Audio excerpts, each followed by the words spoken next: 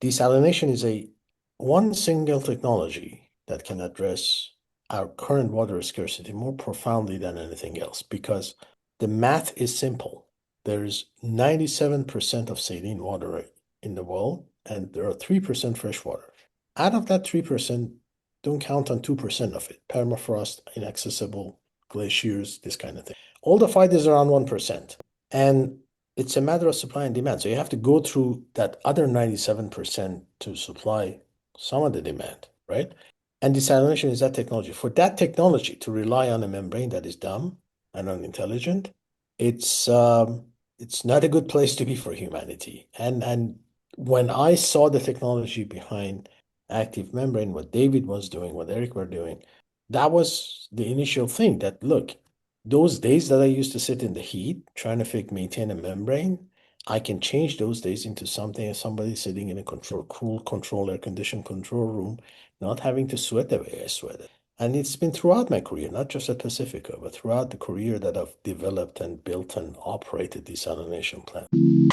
Welcome to The Meter, the podcast that digs into the origin stories of the founders, inventors, and entrepreneurs creating exciting innovations in a less exciting but very necessary field, the utilities. We go deep into the trials, risks, and successes that these folks experience, all to make our basic necessities run better, whether that's your tap water, electrifying your home, or bringing internet to your phone. I'm your host, Andrew Dugan. Water, water everywhere, and not a drop to drink. Earth is covered in water, but only 1% of that water is accessible fresh water.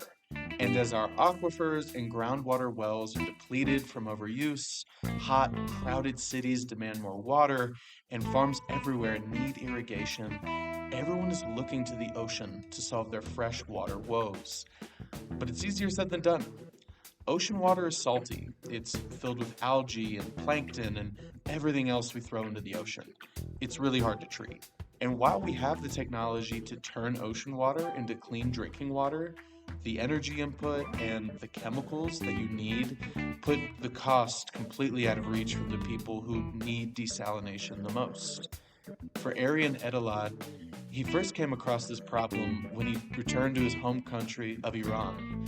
What was a chance meeting with his friend's boss quickly turned into a job offer, and unbeknownst to Arian, the start of his long career in desalination technology.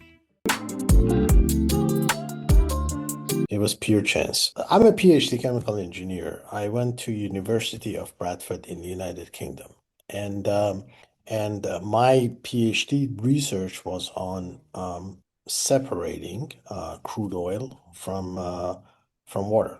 Uh, Not for the water's sake, but for the purity of the crude oil sake. And that's my background, education. And I am from Iran, and then when I finished my PhD, I went for a visit to the old country, and it was a time where you could go and still won't get arrested.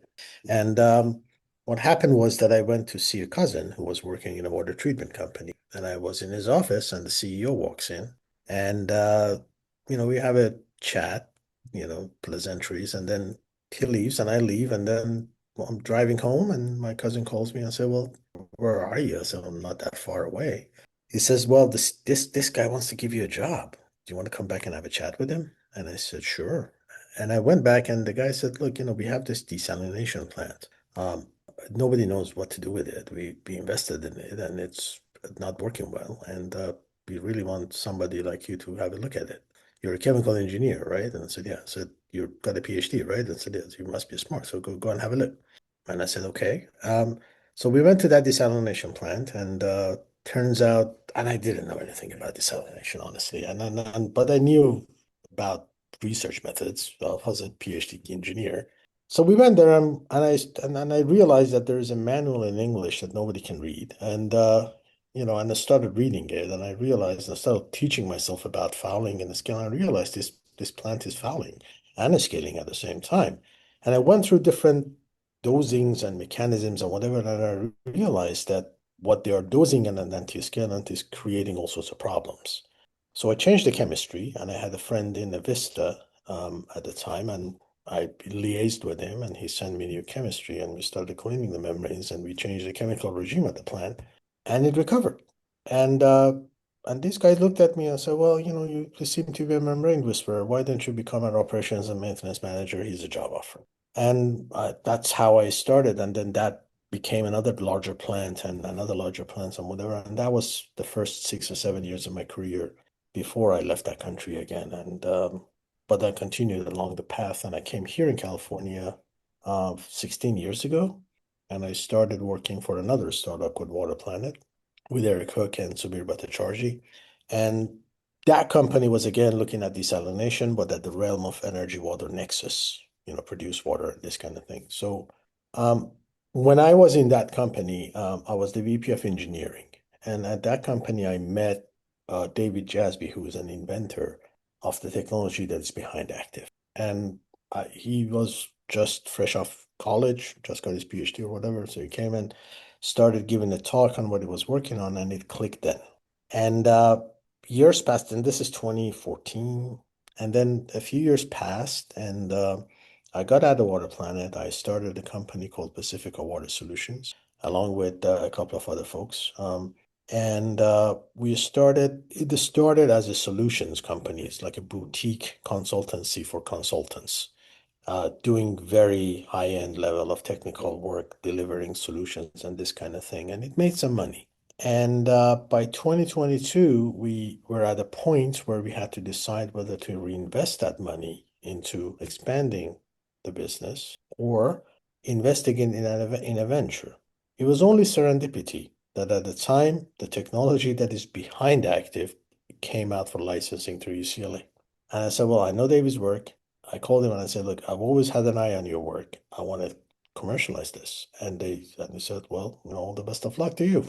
Go, go and do it. So we decided to form a company called Active Membranes. We got basically a grant, sorry, license from UCLA and then another one from UCR, where some of other David's work were at. And we started this company. It went through an incubator at UCLA. And then basically, after that, we raised some money. We got some grants. We won a lot of awards. It's a fantastic idea. It's a great technology. And it's had its own fair share of, more than fair share of, industrial attention. In 4 years, things that we have done at Active uh, usually is done at, a significantly higher capital and time by other technology company. This is a testament to how great the technology is and of course the team that is behind it. You no, you're right. And there's a few things I want to cover. One, I think you're the first person I've spoken to that didn't invent the technology but licensed it. And I think that's a really interesting pathway. Is there is so much incredible stuff on the academic level, and you're one of the first people I've spoken to that said, "Hey, I already know of a great technology. I'm going to do the commercialization side. I see something that I see a lot of potential in." And I'm curious, I would like to go a little deeper, bringing it back to Pacifica. Was there something you saw at Pacifica? So you guys started Pacifica in like 2019, if I'm not mistaken, and you founded Active in 2021. And so what was going on in those 2 years that led you to do Active? Was it something that happened at Pacifica, or did it just sort of evolve from doing that type of work? Even before that, I mean, it wasn't a Yeah, specific. I um I like working on difficult problems, and I can give you multiple examples of myself being in a plant in dead of August. It's 125 and the humidity was 92%, and people were running around trying to maintain a membrane, right? And and when that happens, there's always a thought in your head that, look, there got to be a better way. Well, we have this plant that is relying on this membrane, and this membrane itself is the dumbest thing in this plant. Everything else is just smart. There are right. meters and sensors and pumps and things like that that are heavily optimized, but everything revolves around this membrane Hmm. because this membrane on its own can do nothing. It's a plastic, right? And when you look at it that way, it's counterintuitive that the most important part of a Mm, desalination plant, the decisive part, which does all the hard work, has no control over its automation and relies on several other unit operations to be able to maintain its performance. It was always wrong for me. Whenever I went to a desalination plant, that was off. In Pacifica Water Solutions specifically, we worked on a lot of the technologies that you see out there. I won't name them because I can't, but a lot of the technologies that you see out there at Pacifica, we did a lot of work on, paid or unpaid. And and and we also worked on very difficult problems, trying to develop membranes and whatnot. And culmination of that was that, look, I know where the problems are. The only way to solve this problem is to make this plastic media that is not intelligent into a smart entity. Why? Because then you can have, if the membrane can talk, if the membrane can behave, if the membrane can respond to an event, then it wouldn't require so much hand holding. The immediate impact of that is less unit operations, less intervention by other components, less hardware, less footprint, less complexity, less cost. Now, desalination is a one single technology that can address our current water scarcity more profoundly than anything else because the math is simple.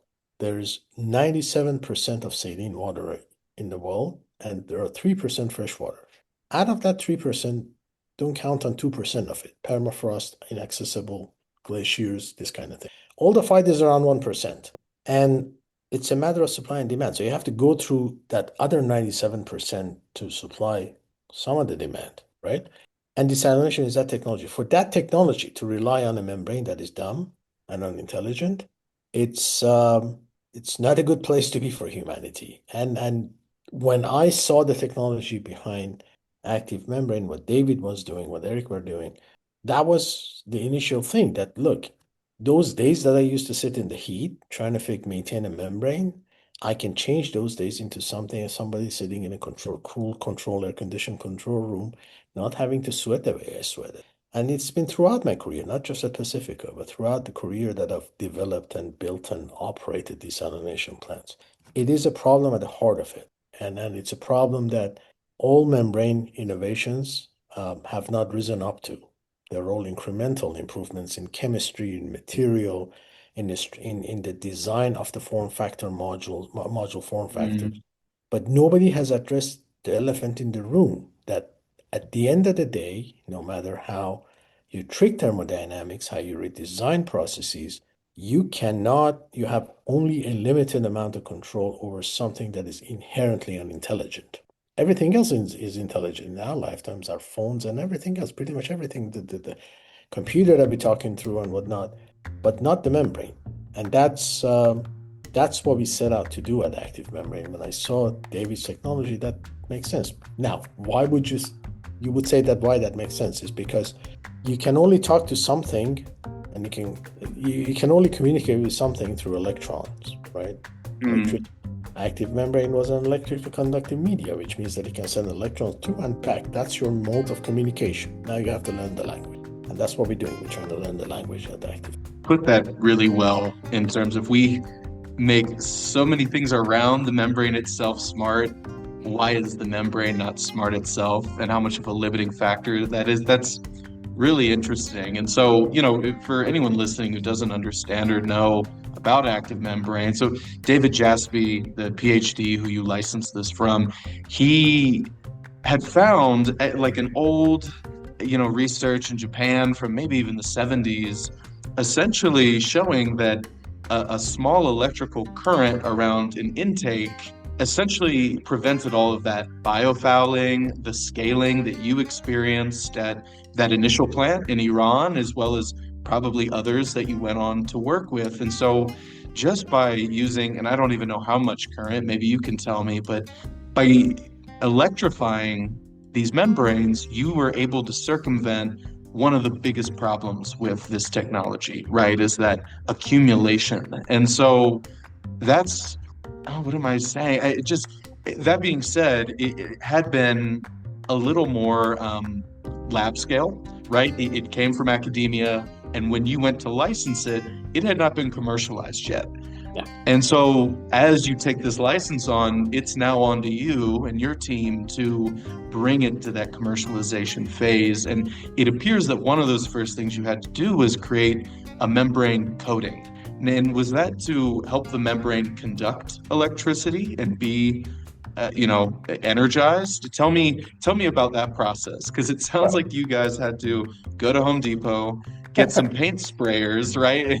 Especially in the beginning, and you sprayed some membranes with this kind of prototype material to help it conduct that electricity and ultimately prevent that biofouling. But tell me about that process, about taking it from that academic scale to trying to commercialize it. So the first thing that we had to do, we had to, I mean, if there's no money, if there's no funding, nothing but gets developed. So I had to take this through some funding experiences. And the first of it was a competition that we got into immediately after licensing. And that was a competition to get to test these and at the module level. So we had to make the smallest module possible, which was 2014, which required us to coat 16-inch sheets. Haven't done before. And the way And this that was sorry to interrupt, but this was the more water, less concentrate it's more wireless concentrate. competition from, That's and that was correct. through the U.S. Bureau of Reclamation. And That is correct. so right as you license this, as you're saying, you are now trying to win a competition to fund this company that you've licensed, right? And this is what spurred you all needing to come up with the coding. Is that correct? That is correct. So we sat down and we had to transfer whatever it was in David's lab into the lab that we were at, that magnifying incubator at UCLA, in a matter of a couple of weeks. So I spare you the painful details, but we sat down and I said, look, the way we can do this is that we have a drum and we have a spray coater. Let's see how it works. And we did that, and then it cost about a couple $100 and whatever. But we started doing that, and then through the brilliance of our membrane scientist, who's our head of an R&D right now, Dr. Derek Delamini, we managed to start coating. And the first membrane we coated required 700 psi of pressure to pass a single drop of water through. And we said, well, it's not going to work. So we started going through that optimization process and whatever, and that gave birth to our first coating formula. Now, we went to the competition, we did good results, and we came back and said, look, now how do we take this to from a 16-inch to a 40-inch width? Because we want to make bigger modules now for bigger pilots.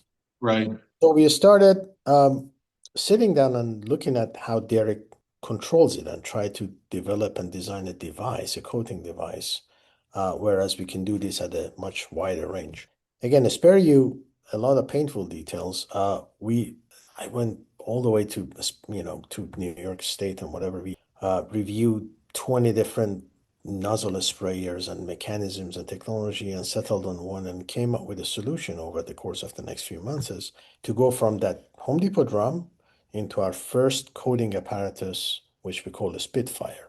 The Spitfire technology is spray and heating together, and it's designed to do 40-inch wide sheets and single sheets to be able to. And that was the way to do it because it was still low capital and it helped us to scale as we scale the technology going forward. Along the way, we've gone through two additional formulation. We are now into our 2.1 formulation, which is brilliant. And we are through our second design of a Spitfire. Very soon is going to be our third generation of Spitfire machines after a very extended round this year. And it was a 4-year process, or 3.5-year process. But it is incremental, gradual, going from one point to another. Because as a startup, you have to do the things. You have to do things quick, but at the same time, you don't have too much money to do it. Right. Finding that balance is often what people struggle with. And what we did here was we have a brilliant team. We sat together and we carefully thought about different processes and how we go from that Home Depot drum to something that is capable of consistently coating these sheets left. And so we have moved away significantly from the days of lab. We are on the commercialization side right now. And it's been a process. So you end up winning the more water, less concentrate competition. Runner up. You were runner up. Okay. I'm curious. Does that come with funding, the runner-up? Yes. Okay. So you get your first injection. I mean, within weeks, you kind of come up with this, you get runner-up, you get some money, and so you're off to the races. You're starting this business. I'm curious, as you're calling on desalination plants or perhaps even just membrane users, what sort of resistance are you hearing from the market around your technology, if any? Look, the holy grail of any technology is adoption. If somebody doesn't want to pay for it, somebody doesn't want to use it on the commercial level, you struggle. Um, no matter how great an idea this is. Active membrane is an idea that resonates with operators of desalination plants very well. Mm, Because they've been in that seat where I was some years ago in 125-degree 2% humidity. They've experienced that. So when they hear the concept of an smart membrane, it clicks. So that's the easy part. The difficult part is going through that process of adoption, which requires, depending on the size, depending on the extent of the project, could be a testing of a few weeks, or it could be a testing of a few years. What we have done as activists, our strategy as activists, is to try to diversify that and focus on projects that have lower adoption cycle and projects that have higher adoption cycle. The lower adoption cycles are smaller projects. The higher adoption cycles are bigger projects, because the bigger the project, the bigger the mistakes. So you have to give it to those guys who are a little conservative about it. And then we've tried to do this. And then in the early days, our validation component, we've tried to get it with non-dilutive capital as much as possible. We are mm. lucky that we have such a great ecosystem here in this country where we can tap into those sources. We had a lot of help from Department of Energy from now. Our first commercial site came from a pilot that we did by Navis funding. We had a lot of help with California Department of Water Resources. With USBR is a fantastic entity. If you're in the Western 17 states, to go after funding and so on and so forth. But at the same time, we also had dilutive funding as well. And when you put all of that together, it has helped us to take it in a measured way from where it was to where it is right now. You've all been in existence for coming on 5 years. You've done a lot in those 5 years. Sure. You've been around for four. In just 4 years, you've done quite a bit. In 2023, you won the Global Prize for Innovation in Desalination from the Kingdom of Saudi Arabia. In 2025, you were listed as a clean tech company to watch. You've won a number of awards. What do you think the secret is? Not even the secret, but why do you think you've been so successful with winning the X Prize, in the Global Prize for Innovation in Desal and Clean Tech? What has been so attractive to all of these boards that hand out these awards? So the message of the technology and the nature of it is pretty compounding. I mean, it's Mm. transformative. It's has a potential to have a lot of people make these claims, I have to toot my own horn and our team's horn. Um, it, it's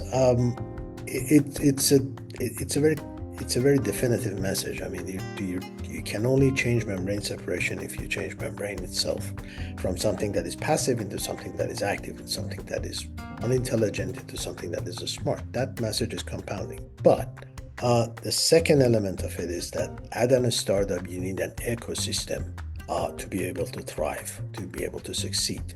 One is a great technology. Eric Hook has a very famous talk. He says there are 27 reasons why startups fail, and one is technology. He's absolutely right. I hope he gives that talk in public. There are 26 other reasons, but I'll give you the big ones. You need good investors. You need the ecosystem that helps you validate people's like USBR, people like NAWI, Department of Energy, these programs that help businesses develop in a non-dilutive way. Supportive early adapters, supportive clients, brave people that take you on and give you a shot, but more importantly, a fantastic team. And where we are and where Active is because there's a bunch of guys that are working hard day in and day out, trying to do things that are usually takes years to do. And when all of that ecosystem comes together, then an entrepreneur can be successful. And And again, one of them is technology, which is brilliant. And we've been lucky to be able to amass all of that over the past 4 years, um, and get where we get.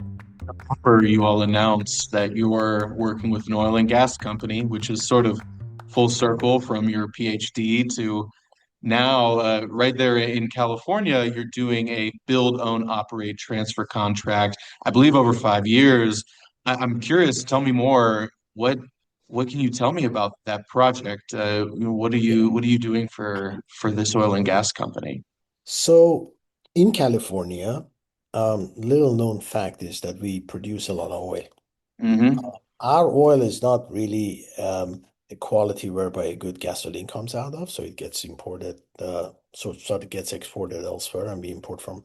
But anyway, we produce it, and it's part of the estate revenue. Now, at the same time, we have a significant amount of regulations to limiting oil companies to beneficially um, b- b- dispose of this water that gets co-produced with oil. With every barrel of oil, which is 42 gallons, you develop in excess of 10 barrels of very nasty, pretty bad water. It's salty, it's oily. It's one of the worst water qualities that you can ever get. Now, if you don't have anywhere to put this water, you have to figure out to reuse it somehow and treat it somehow, right? Um, I've been working on this problem for the past 12 years. At Water Planet, at Pacifica Water Solution, and now here. The site that we are having this project, I've been working on it since 2018, and we weren't able to find a cost-effective way to treat that water in official reuse. With active membrane, that has happened. We have managed to find a way to do it at a much lesser cost than what it used to be, hence it enables it to become a commercial project. Now, that project helps treat the water to a standard that it can be used for irrigation on leafy greens and crops and this kind of thing. It is a true merger between energy and water. You can sustainably produce oil, and then you can treat and reuse the water for beneficial causes like irrigation and whatnot. We live in an estate in California, especially Southern California, where water scarcity is a big deal. But we have a lot of oil, often in adjacency to a lot of farms. Interesting. So if you can do this cost effectively, you can supplement the irrigation water in those farms with these oil operations. And that's what technologies like active membrane enable. And when we did this back in 2018, it worked, but it wasn't cost effective. Now it is, and we have managed to come up with a way to do this over the next 5 years in a build own operate transfer type of a deal with this specific one. But there are many independent oil producers in California, smaller ones. Most of California's oil is produced by not the big ones, but independent, smaller producers, and they all have the same problem.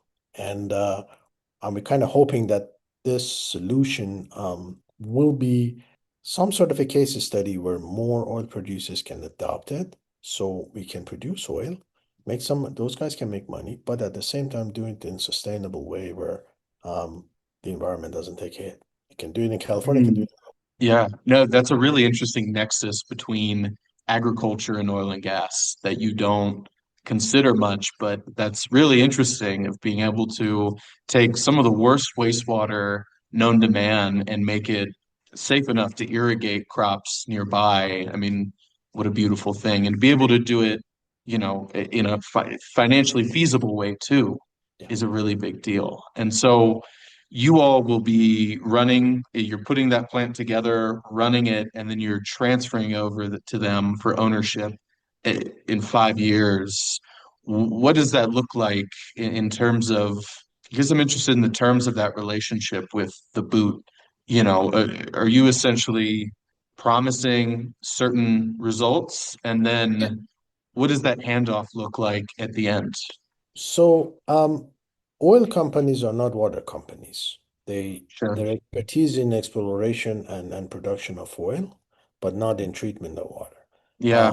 we can make oil, but we can treat water. So when you come together, on this specific project, the deals is that we treat a certain volume of water, and and then based on that, based on the volume of the water that we treat, we get paid. Um, and we get paid over the course of time. And there are uh, ways that, the duration is 5 years, but then if they decide to take over the ownership of the plant and operate themselves, we are open. We have terms of uh, transferring that ownership and operation back to them as well. But the main thing is that the volume, because economics. And the second thing is that it has to be a certain quality. Now, this plant right now is going through permitting, which means that the water that we produce needs to have the right permit for us to be able to reuse it for the things that we want to reuse it for, namely irrigation. So right now it's going through that permitting process here in California. Anybody who's dealt with regulations in California, they know that it's it requires a lot of patience and Yeah. endurance and perseverance. But we're going through that process, and once that process is concluded, we have the plant on site and start. Going into the product side, the R&D side, you all recently announced that you now produce 8-inch by 40-inch reverse osmosis modules, and obviously this is important as that's a standard size that you find across the industry. I'm curious what went into the R&D of getting you to the larger modules, and I'm also curious, if you're looking at going bigger next. So 8040 is predominant form factor in the majority of desalination plants because Okay. the next size below is 4040, and then difference of productivity between 8040 and 4040 are about 4x, maybe more. Um, and as a result, it's highly sought after because it's more cost effective. We went through different stages. We started with a 14-inch long module, and then we did it at 4040, which is 4-inch by 40 inches, and we tested that extensively in pilot plants. And then we realized that it's working. And then when it was working, the next step is to take the leap of faith to the higher one. Uh, there are 4 sheets of membrane or 5 sheets of membrane, depending on who you talk to, in a 4-inch by 40-inch module. There are 18 to 20 leaves in an 8040. Yeah. For us to go from that to that, it required a little bit of redesign of the module and how we do the module while still it would fit within a standard pressure vessel. So that process has been an interesting one. We had to redesign some of the key components of the module, but at the Interesting. same time, keeping module look the same, talk the same, walk the same, go inside the same pressure vessel. So that has been the challenge of a scale up for us that way. We've just started producing these things at mass. We have 2 major pilots coming up, one with a major utility here in California and the other one with another major overseas operators of desalination plants. And as they go into the pilot, there may be some other iterations, yeah, that going from that size to that size requires a lot of redesigning and rethinking of how these modules do. And this is what our team does best. I mean, we managed to figure out a few ways to do this, and that's where we are. That's awesome. And so that's where you are now. I'm curious, looking ahead, going into 2026 and beyond, what are your plans for the future? Well, what's the future for active membranes? Are there other industries that you want to, other wastewaters you want to treat, maybe food and beverage or more oil and gas? You're already in China and Saudi Arabia. Are there new geographical places that you want to be? And finally, are there any new products or new developments to your product that you can share with me at this Of time? course. So we chose reverse osmosis as our beachhead because it was the lowest hanging fruit. We have a lot of experience, we had a lot of contacts, and so on. And what I'd like to see over the next 2 or 3 years is to get this to as many plants as we can, to get as many industrial, commercial installs as possibly can, because again, the holy grail in any technology development is adoption. If the Hmm. product is not adopted, you can talk about it forever. If it's not there making water for somebody, it's good for nothing. So we want to expand that commercial install base as much as possible at the reverse osmosis level over the next few years. That said, we like to expand our offerings beyond reverse osmosis. We like to be able to make, because the concept holds, we like to make Uh, ultrafiltration membrane that are used in different applications that you mentioned. We like to do this at the nanofiltration level. We like mm-hmm. one of the pet peeves of mine has always been hypersaline membrane separation. These are stuff that are far more saline than the seawater itself, which is one of the frontiers of desalination these days. I like to keep processes simple as an engineer. Our jobs as engineers or as technologists is to keep things simple. Whenever I see a complicated process, as good as they may be and as efficient as they may be, as an operator, because I started this career as an operator, I start getting chills. Oh my God, it's like 20 different things that can go wrong here or whatever. Membranes keep things simple. Uh, Against popular belief, but if you do it right, if they function, where it gets complicated for membrane is where people use them for applications that are not designed for. What we like to do is to keep membranes that push the envelope. Um, they're smart, they can control their behavior and they can push the envelope of what is available at separation. Because when they do that, they simplify the processes. And then the adoption becomes a lot easier, right? The people that do not want to adopt the technology are afraid for their jobs, are afraid for the risks. If this Right. goes wrong, they're going to come. Nobody, there's a famous saying, nobody got fired for, buying IBM. This is, back in the day, people used to say this. And then, but it is our job to, keep things simple and keep things adaptable and easy to adopt. And that's what we like eventually achieve with active membrane, make membrane separation something that easy to adopt and breaks the popular belief that these are risky things. That makes a lot of sense.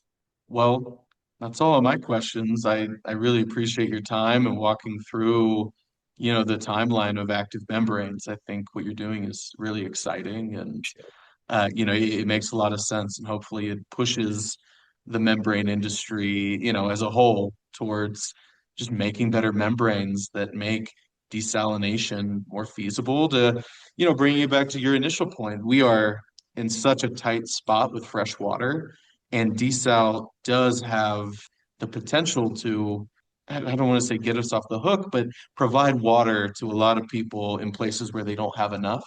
But there's a lot of barriers like the biofouling that, there's still a lot of things to get around and to work through in order to really make desal something that's accessible and affordable to everyone who needs it. And so this is one of those things. I think what you're doing is great. Thank you. Appreciate it. And that's exactly the goal. I mean, while Dubai's and Singapore's of the world, God bless them, have all the money to get these big plants built and their citizens would enjoy, there are far more less advantaged communities in the world that can use this technology, but either cannot afford it or cannot fathom the adoption or the complexity. Right. Our goal is to make that available to them uh, and make some money in the process because we are not Gandhi at the end of the day. Like we all Uh, like to. Absolutely. Awesome. Well, thank you, Arian. My pleasure. Thanks for having me. Yeah. Active membranes has only been around for 4 years, and they're shaking the world with a fairly simple solution. Just apply an electric current to membranes that we already use to treat water, and then they don't foul or bioaccumulate. The savings in energy as well as in chemical use makes desalination that much more accessible to the people that need it most. I'm rooting for them. I hope they continue to push desalination forward. Well, that's it from me. Thank you for listening to the end. I'm Andrew Dugan, and this is The Meter.